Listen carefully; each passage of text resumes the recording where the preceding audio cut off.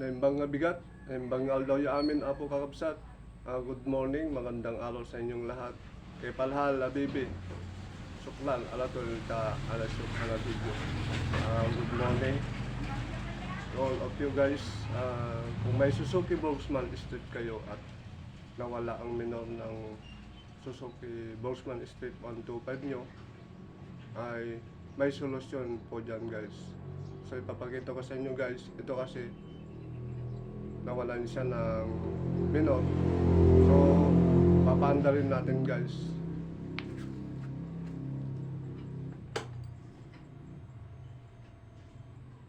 Okay, so marami naman siyang gasolina.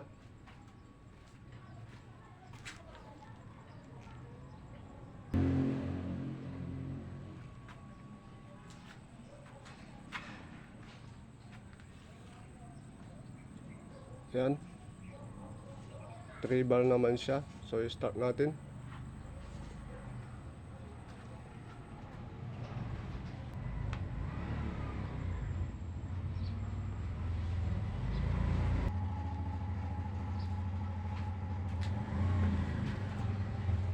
So normal lang na pihit.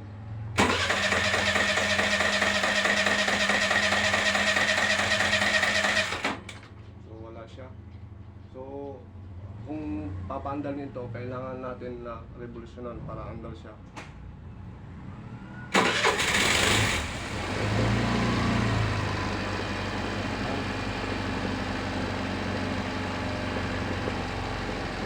Ngayon naman guys, bibitawan ko yung silinyo.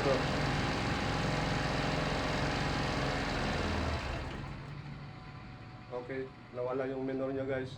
So solusyonan natin yan. Tatanggalin natin yung sa upuan niya, yung sa U-box niya.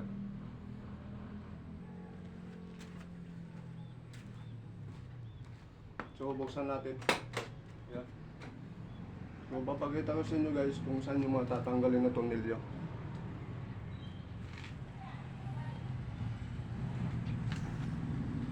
Ito guys, size 10 lang naman ito. Itong tornilyo na to, Phillips screw. Yan. Yan. Yan. Dito, saka dyan. Yan. So babaklasin natin. Okay. So ito, unahin natin yung ito.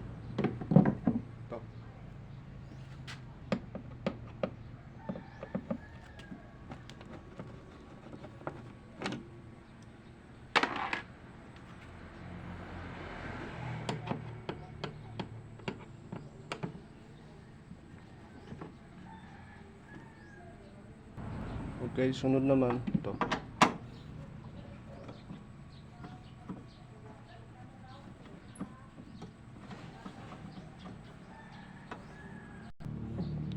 Tapos ditong dalawa na tornilyo dito.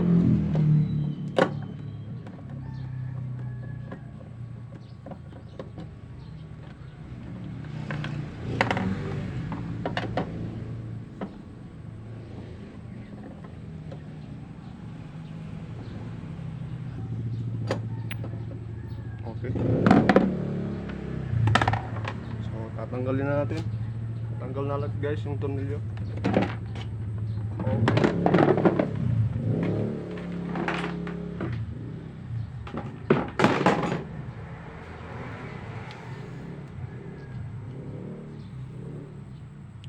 Okay.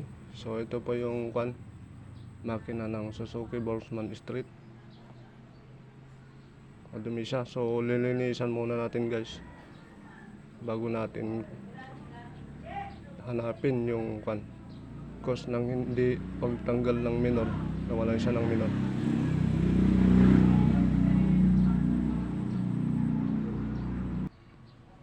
Yan, tubig at saka chamois lang naman yan guys. Bawasan natin ng dumi niya.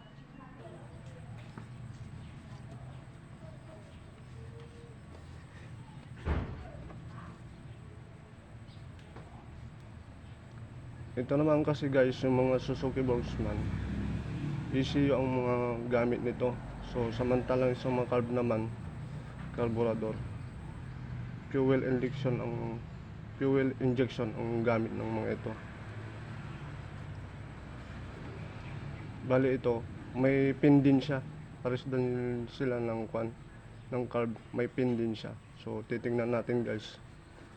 Mamaya. Linisan ko lang konti.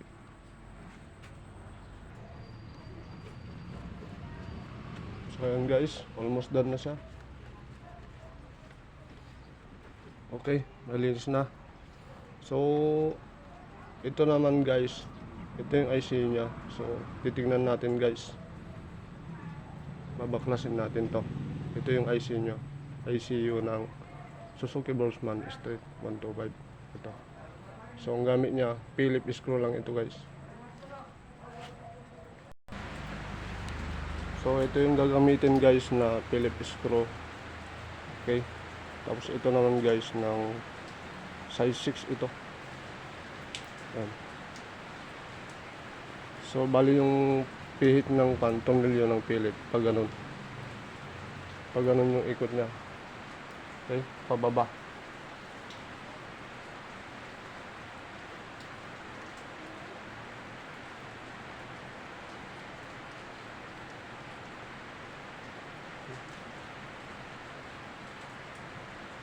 So dahan-dahan lang guys. Pag yan ang persa. Okay. Yan.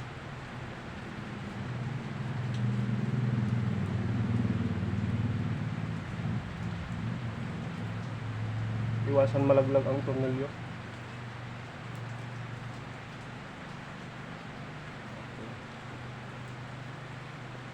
Bali may lock kasi ang ng ICU ito.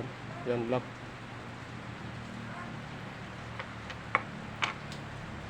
Tapos yan, tanggalin natin.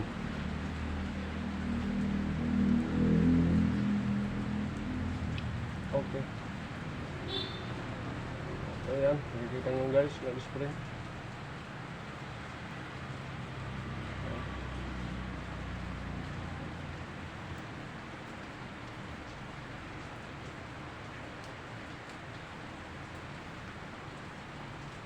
So madumi siya guys, lilinisan natin.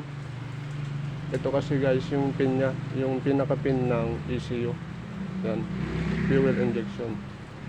Halos din same sila ng carburetor, may pin din siya. Okay, so linisan natin.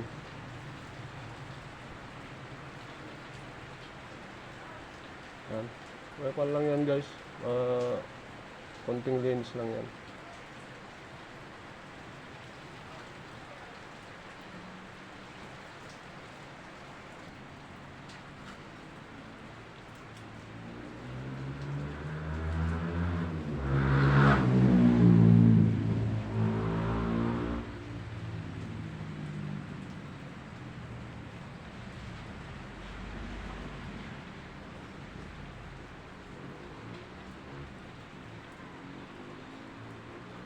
Yan guys, oh.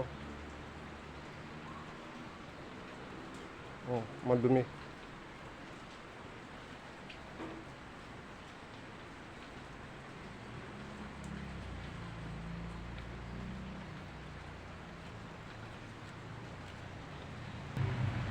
So, sunod natin na linisan guys, yung spring ng ECU. Punasan natin.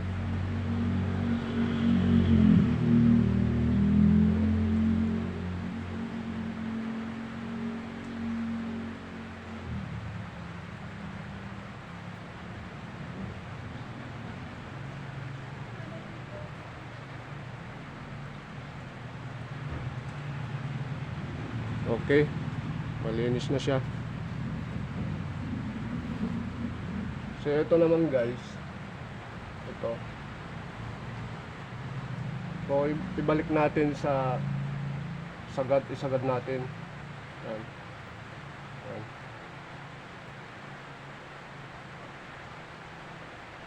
Okay. Nakasagad na siya guys, nakasagad na. So ngayon naman guys, itong ECU nya, bibilangan natin. I-adjust natin ng 7 na ikot. Okay? Okay. 1 2, 3, 4, 5, 6, 7. So, ayan. Ganyan ang position niya. Ngayon naman, yung spring. Lagyan natin. Okay.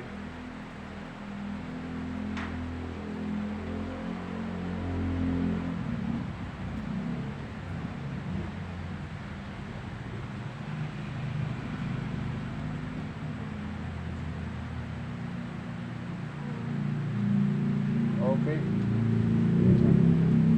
Oh, yan guys, nilagay na natin. Ngayon, yung lock niya.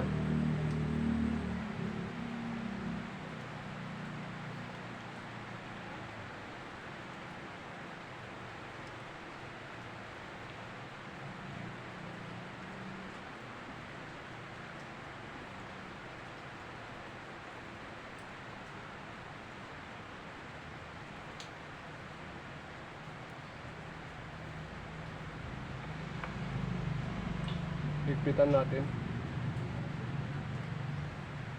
Okay, tamang higpit lang. Kasi pundid yan guys, baka mabali yung pan paglagyan ng tornilyo. So, start natin guys.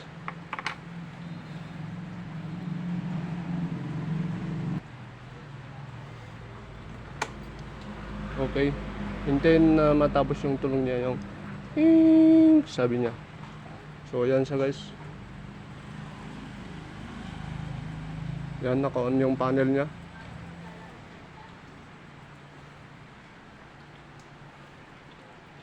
Start natin.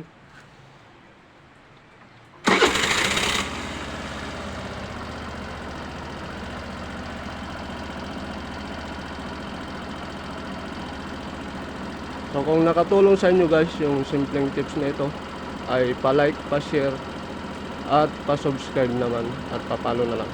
Maraming salamat at God bless po sa inyong lahat. Keep drive safe po sa ating lahat.